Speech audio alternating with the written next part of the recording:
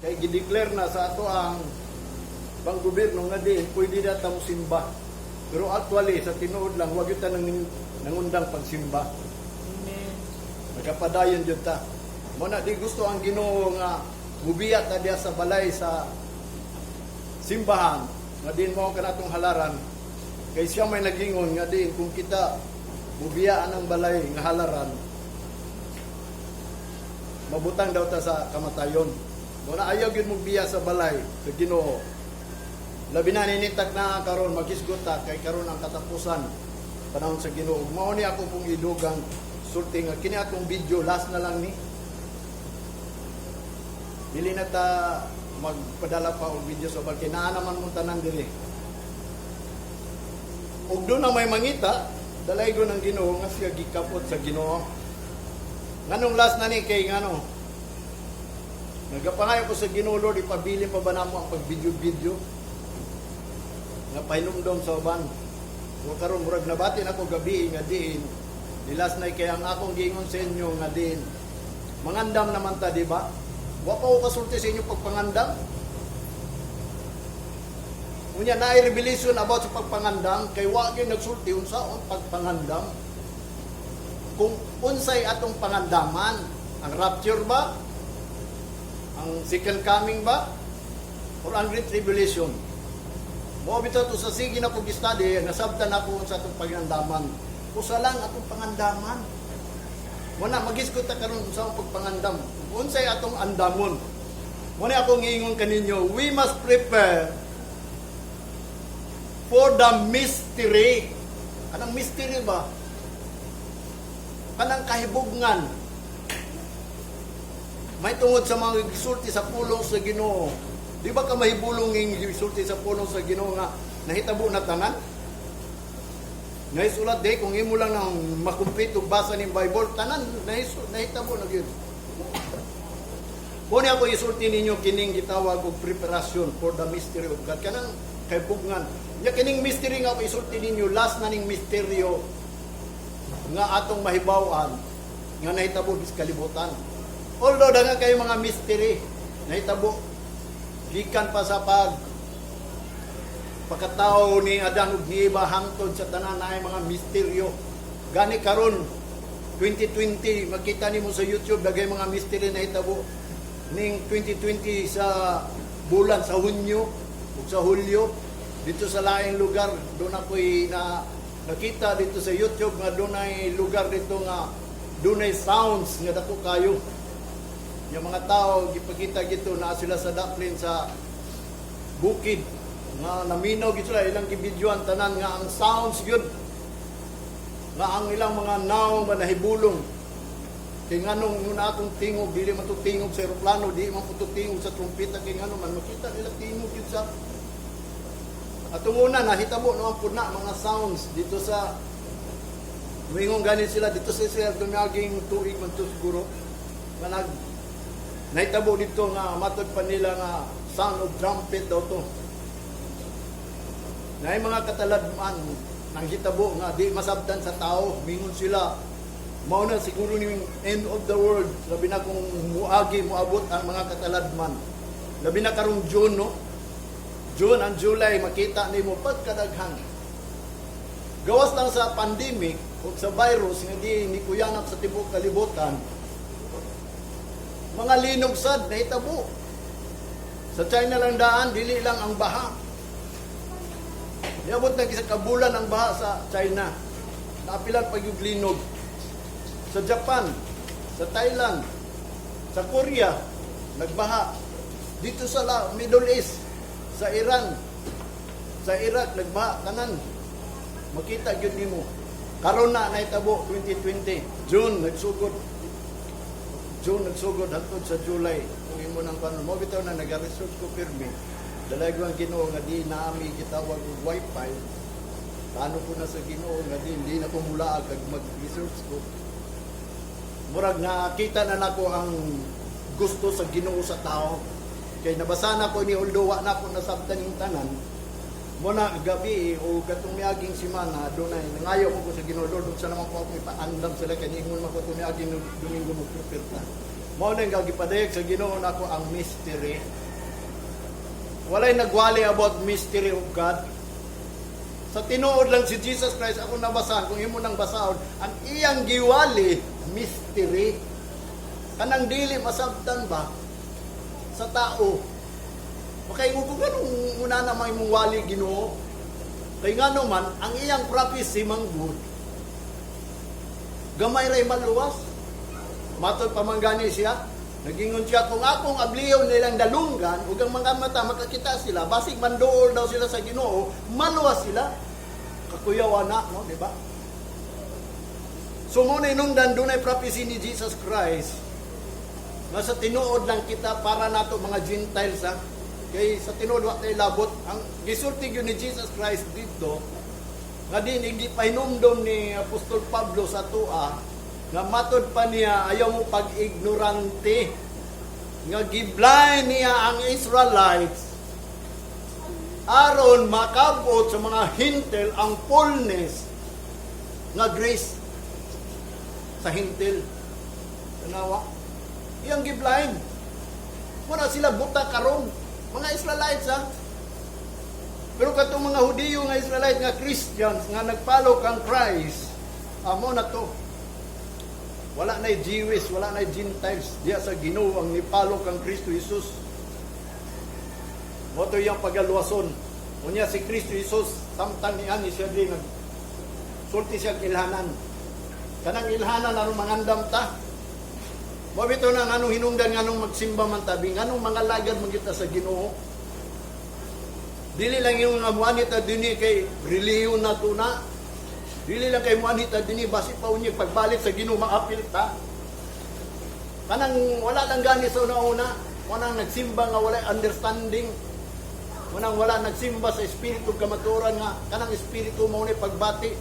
Bawa sila nagsimba, kanilang gisimba nga Ginoo na, mo na tag-iya nini kalibutan. Siya ay nagbuot sa tanan, mo nang dili taangay mahadlok, doon na may muabot. Pagitawag niya o ganang Great Tribulation, natural na, gisulti na nadaan ni Jesus Christ, mabito nang ipaandam ta, aron dili ta kuyawan anang Great Tribulation, aron dili ta maapil. Mabito na, ninitak na, magisgutas pulong sa Ginoo kanang mangandam ta. Unsa tong pagandaman, kanang mystery. Ang meaning sa mystery, unspeakable. Una iyang gingon, dili na istorya ng mystery. Kunya, mao man ang naisulat sa Bible. Wa ko kadungog ng mga pastor nagwalig mystery, pero karon mosulti ko kuninyo about mystery. Kay kanang mga misteryo, mao na giwali ni Jesus Christ. Mao nang atong una, di ba, tumiaging Domingo nagsulti ko ninyo. Ba't kung makainumdum mo, siguro kung dal of hearing mo, digiton yung mainumdaman. Ang pulong sa Ginoo, paminawo na ni mo kanang pagdomingo, pagkaugma na, mawala naman na sa inyo. Labi na kung dili mo mag-concentrate kanunay sa Ginoo. Ang ako lang pangayo gyud sa inyo, nga di, bisag, anang Domingo, naagid mo'y makuha, nga wa ninyo nakuha patong una, aron mo tubo mo. Uldo taas man pero doon ay meaning, mabita nang doon ay tima ta, aron ang tima, mo to atong buhaton kay kini. Wala ni ako isulti sa inyo series ni gikan atong pagsugod sa pandemic, nagsulti ko sa hinundan nganong niabot ni pandemic, because that is the last call of repentance. Katapusan tong tawag sa Ginoo sa pagpasaylo, pangayog pasaylo sa Ginoo. Kung di ganit ang mga ipasaylo karon, wala na. Mo na karon mingon ko ninyo, pasalamatan nato dako ang Ginoo, manganhin na ta diri katong giingon ni Propeta Joel nga din, kinanglan wadto ta sa balay with gladness and joy. Kaya nga naman, ang nakat off diya sa sulod sa balay sa Ginoo, ingon pa ni Propeta Joel, kanang kalipay o kasadya diya sa sulod sa balay.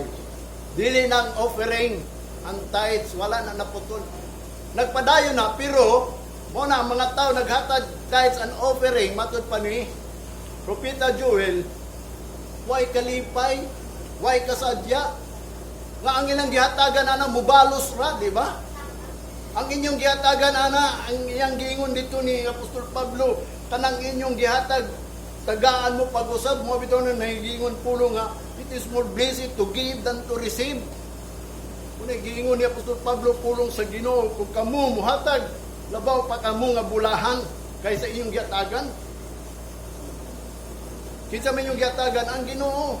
Gihatag nato na bilang pagpasalamat nga ang Ginoo naghatag nato. Wala nasabtan ba na? Pero muna akong giingon sa inyo ang adin. Buluhaton nato kay mao nang ordinance sa Ginoo gyud.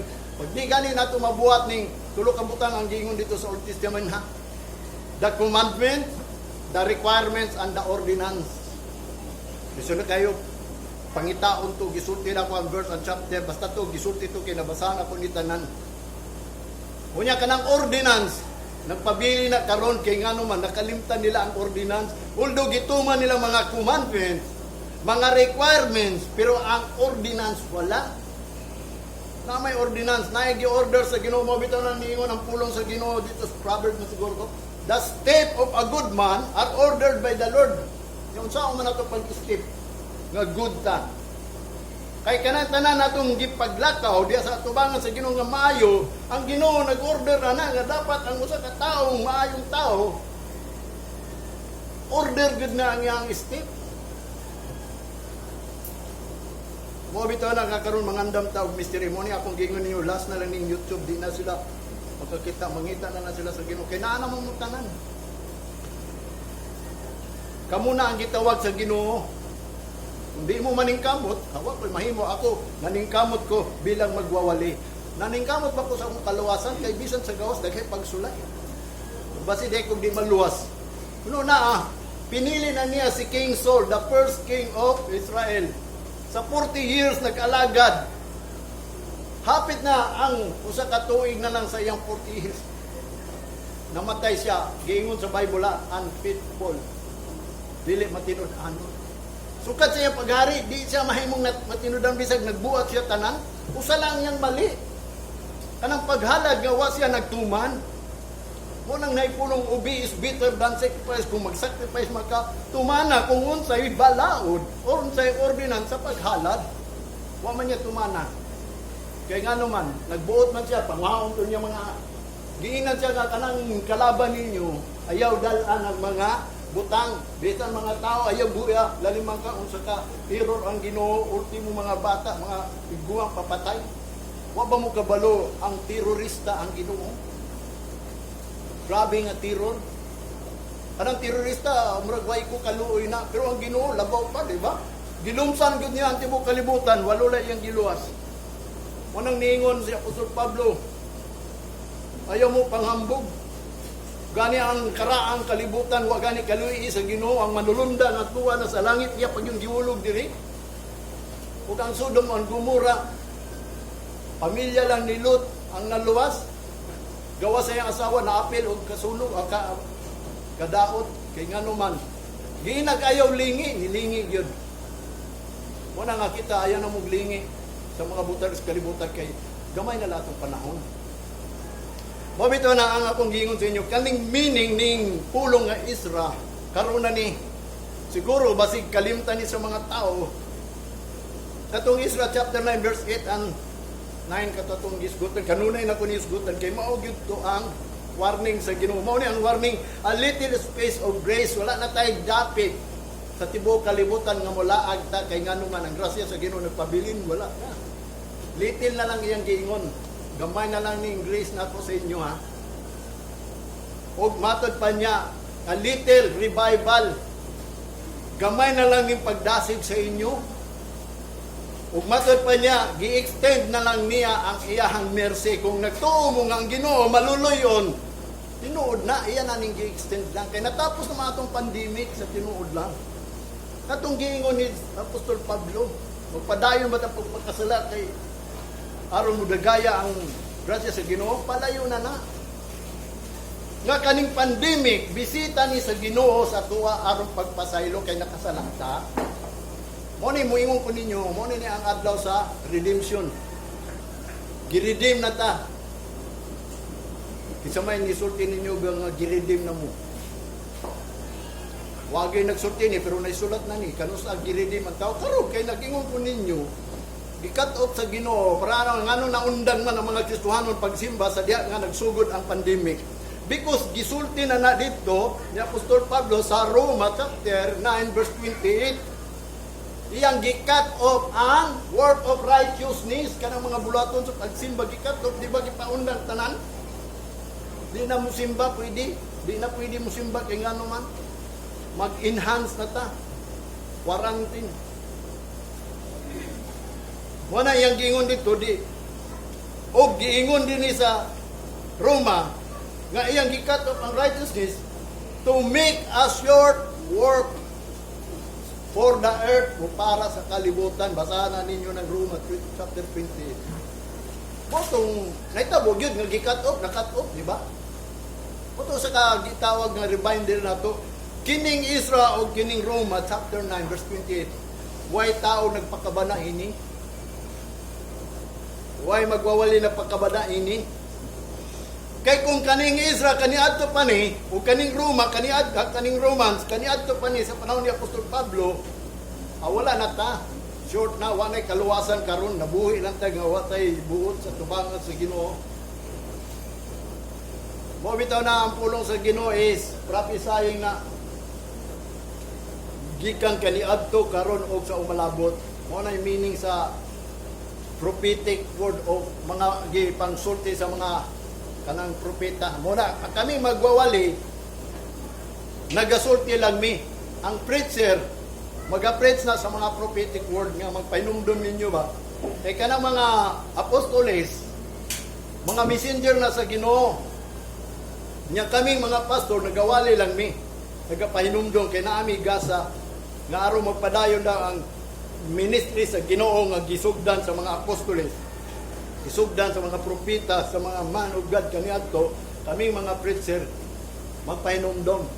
Mo nang niingon si Apostol Pablo, whom I preach, whom I teach is a warning that the man of God may present. Ma-present siya dito perfect. Kompleto, di pwede nga di kompleto. Wala mangandam tayo ning mystery, kining mystery abi mo sa tinuod lang, why pastor nagwali ini? Kay ngano man ang meaning daan sa mystery, dili na nimo istorya. Ingon pa dito sa dictionary kining mystery, something that cannot be or has not been explained or understood. Huwag makasabot ini. Kunya ang Ginoo nag-istorya og mga other words. Kanang other words ba nga? Murag kung bagat pa ba, false. Dito sa dictionary, kung anong false man ni Lord?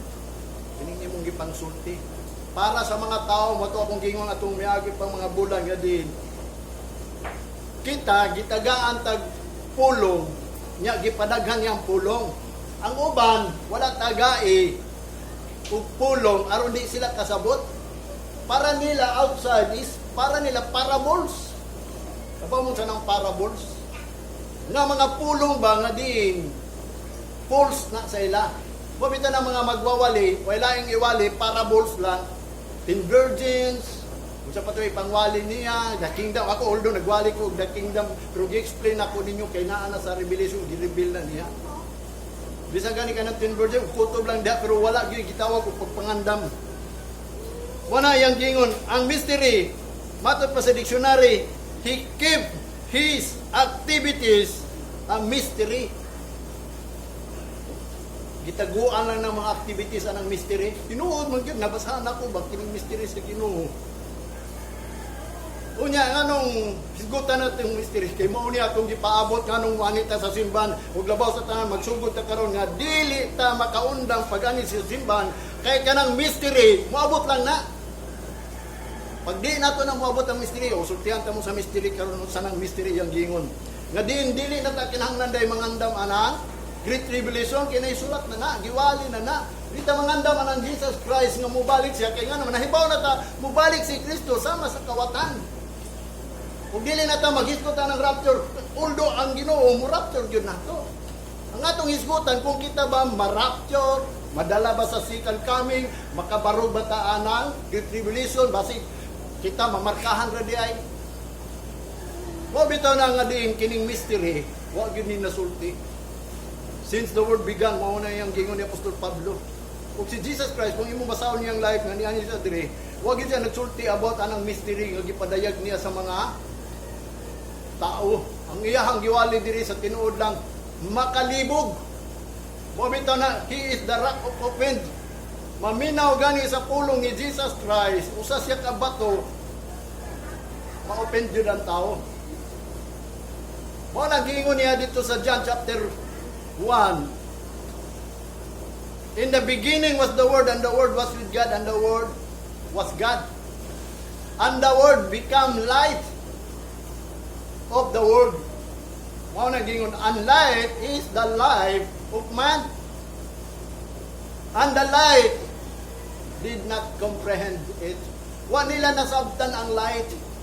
Bisag unsa ang pagwali, pagpahayag sa mga pastor, wa nila nasabtan, natural.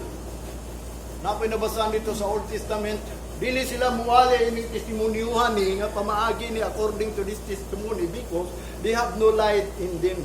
Wa man gud sila nahayagan, ultimo ang mga pastor wa mahayagan, mo nang wa sila musulti about ini. Kaya ang Ginoo man gyud wa man gyud nagsulti og kanang pagpasabot. Kanang other words, kanang gitawag kung giingon pa niya dinhi sa dictionary with no quality whatsoever. Kanang wala gani usa nang quality, gabaw mo nang quality. Wala gyud kuan ba bro? Louis part ba kung sa kuan pa butang di sa sa Pilipinas nato. Ang atong pamaliton, mga China, made in China. Manang gingon, di ko mabalaton, magbuhat ng mga baso, nagana sa China, kay mga butang, dilim na quality, di ba? Muna ang gisulti about sa ater, sa dictionary, matod pa niya dinhi. Kanang pulong nga din, a quality that whatsoever with no quality. Kadwa power or manner of expressing vocally. Nga kanang gisulti gayod, nag-express siya o kanang bukal kayo, pero wa masabtan lagi. Kanang kusog ba, lalong ba nga pagka-but pasabot niya, wa gyud masabti. To be robbed of utterance, kanang pagkawat sa, kanang gitawag sa meaning gyud sa iyang gisulti ba. Nawala ang gisulti ni Jesus Christ sa tinuod lang ang mga tao wala kasabot. Ngano man kung umutanan ka dito nabasa na ko ngano. Kung wa pala ko kabasa sa uban ngano. Tungod kay gusto sa Ginoo mangayo tag understanding sa iya. Dili na ka tong kagalingon lang diha nga sabto na to magbasa ta. Ako nagbasa ko ini nangayo man ko understanding. Unsa may buot pasabot nimo ini Ginoo. O di ipainomdom katong imong gibasa tong miagi. Patong sa Old Testament o sa New Testament, i-comparar to kung sa'y buot pasabot ato. O bito ning dako kay ning pulong sa Ginoo kung himuhan ning sa isahon lang dili mo masabtan. O bito na sultihan ta mo karon sa tinuod lang ang akong kaugaling mong gihala na nako sa Ginoo, nakigdil ko sa Ginoo nga kaniadto pa ko sa ulit tao. Abi nimo sa akong giingon sa Ginoo, gamit ako sa di pa ka mobalik. Katulo ka bisis ko niya gigamit.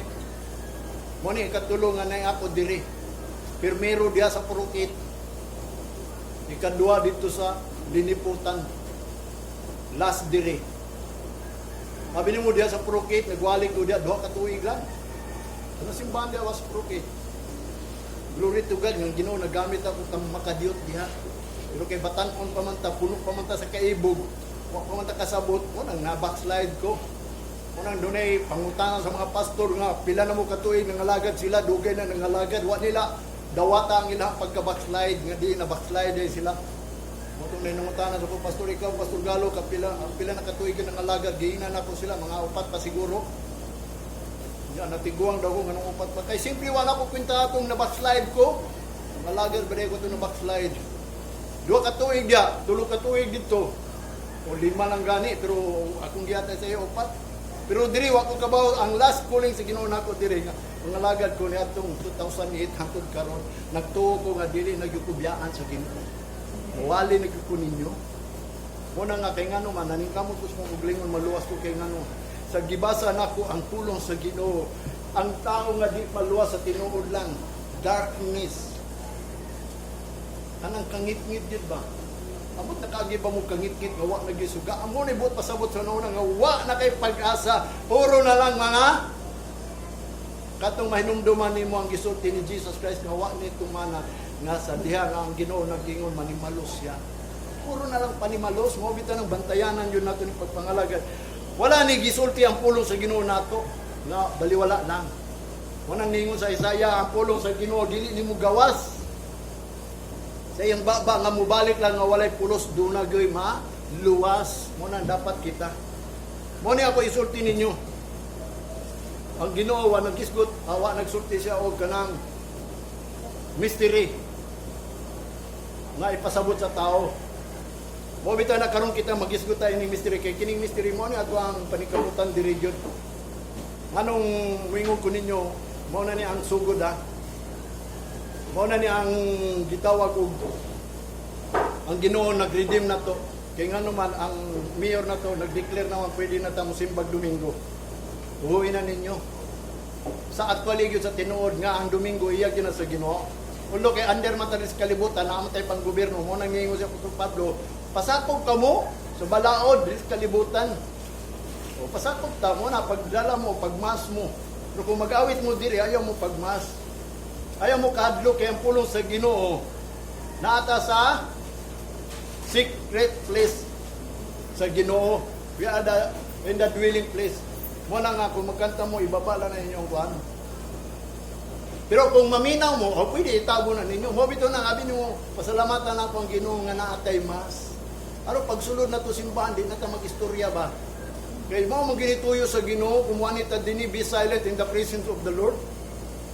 Unya dawaton to sa Ginoo ingon pa dito sa Isaiah chapter 58 verse 13 and 14. Dawaton niya ang imong pagsimba, paghalad kung ikaw dili mo sulti sa imong kagalingon pinulungan. Sa latod pagkasulti, ayaw pag-istorya-istorya kung musulod ka sa balay. Palandom dahil sa Ginoo, lingkod palandom sa Ginoo. Mo bitaw nang niingon si Apostol, si Propeta Joel nga din, call a sacred, a symbol, o a sacred fasting and solemn, a symbol. Kanang solemn, kanang tininuod na ba? Tininuod na ning atuwa, di ba? Di pa mumuto nga kining panahon na ni warning ni sa Ginoo. Kung nang daghay mga luwas pa, kaya nga, at dili mga luwas, kaya nga naman, baliwala ramang gud nila ang pulong sa Ginoo. Pero ako, mo nang giingon dito, pulong nga yung giingon sa Old Testament, do not diminish a word. Mo bitaw itong mahinumduman usahan ako si Presidente ba, magsuki na siya. Do not diminish. Kanang iyahang gisugo ba? Ayaw ninyo ipakagamay ning akong gisugo ninyo. Tinuod man yun. Kung siya ang nagsulti gani, laba pa ang pulong sa Ginoo, di na ito pagkagamay. Kaya nga naman, ang nagbuot sa mga presidente, sa mga hari, ang Ginoo man ang Japon, di ba? O man ay gingon ni Daniel. Kinsa man ay nagtukod ining mga gingharian diri, siya man. Mabitaw na nga, ang meaning ining gitawag o kanang Ezra, extended of mercy na, o kanang gitawag sa Roma chapter 9 verse 28, a short word will the Lord make upon the earth. Mo na yang gingon. Buhaton na niya ang gamayng bulaton mo ni kan gamayng bulaton na karon.